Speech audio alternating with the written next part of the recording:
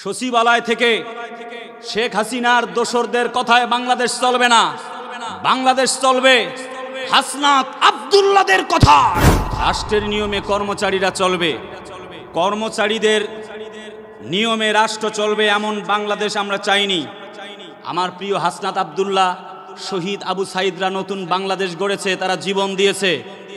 নতুন করে সচিবালয় থেকে দেখতে পাচ্ছি কিছু আমলারা, কিছু শেখ হাসিনার কিছু সন্তানাদি আছে, তারা এখন নতুন নিয়ম চালু করতে চায়, এই নতুন বাংলাদেশকে অস্থিতিশীল করতে চায়।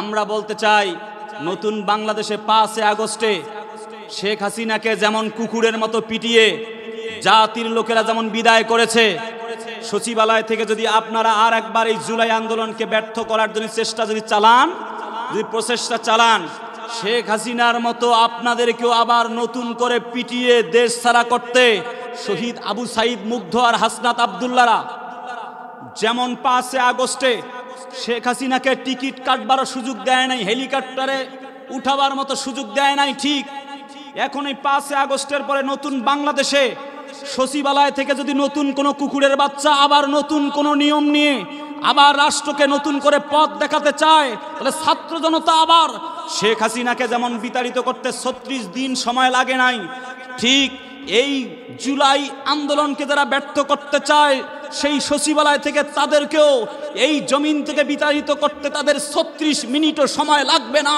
লাগবে না, লাগবে না। আমরা এমন এক দেশে জন্মগ্রহণ করেছি যেই দেশে বিসিএস ক্যাডারের মতো উচ্চ শিক্ষিতরা পর্যন্ত নির্বিঘ্নে নির্দ্বিধায় লাইসেন্স নিয়ে ঘুষ খাবার বন্দোবস্তের জন্য আইন চায়। এদের আসলে লজ্জা নাই, বিসিএস ক্যাডার হয়ে সচিবালয়ে বসে আছে, অথচ এরা আবার সুদ ঘুষ খাওয়ার জন্যে, ঘুষের বস্তা বস্তা টাকা খাওয়ার জন্য আবার আন্দোলন চালায়। এদেরকে আইনের আওতায় নিয়ে এসে 24 ঘন্টার ভেতরে অ্যারেস্ট করতে হবে, বুঝতে হবে এটা শেখ হাসিনার দোসর কিনা। অনতিবিলম্বে আইনের আওতায় না নিয়ে আসলে সারা দেশ অচল করে দেওয়া হবে।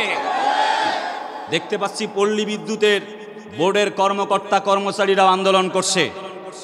আমরা কয়েকদিন যাবৎ লক্ষ্য করেছি সেনাবাহিনীর গর্বিত সদস্য জেনারেল আজিজ সাহেব তার জিরো টলারেন্স চালিয়ে বিদ্যুৎ বোর্ডে এবং সচিবালয় থেকে শুরু করে সব জায়গায় তছনছ করে দিয়েছেন জালিমদের, দোসরদেরকে।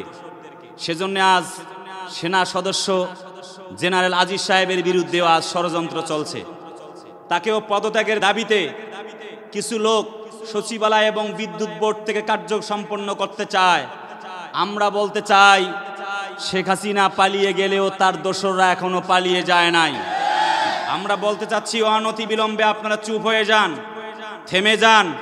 যারা এখন পর্যন্ত দেশকে অস্থিতিশীল করতে চান, ইসলাম এবং মুসলমানদের বিরুদ্ধে অবস্থান করে আবার জালেম শেখ হাসিনাকে ফিরে নিয়ে আসতে চান, তাদেরকে হুঁশিয়ার করতে চাই, এটা নতুন বাংলাদেশ, এটা আবু সাইদের বাংলাদেশ। এই বাংলাদেশে শেখ হাসিনাকে আর জনগণ দেখতে চায় না।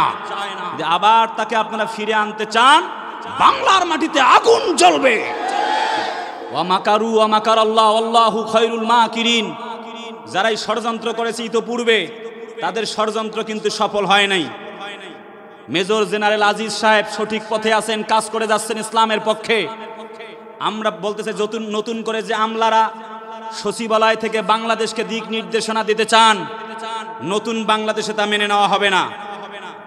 সেক্রেটারিয়েট অর্থাৎ সচিবালয় থেকে বাংলাদেশ চলবে না। বাংলাদেশ চলবে জুলাই গণ অভ্যুত্থানে যারা জীবন দিয়েছে, শহীদ মুগ্ধ আর অসীম, শহীদ আবু সাইদদের এই নতুন বাংলাদেশে আমার প্রিয় হাসনাত আব্দুল্লাহ এবং দেশ এবং দশের জন্য যারা কাজ করছে, তাদের কথাই বাংলাদেশ চলবে।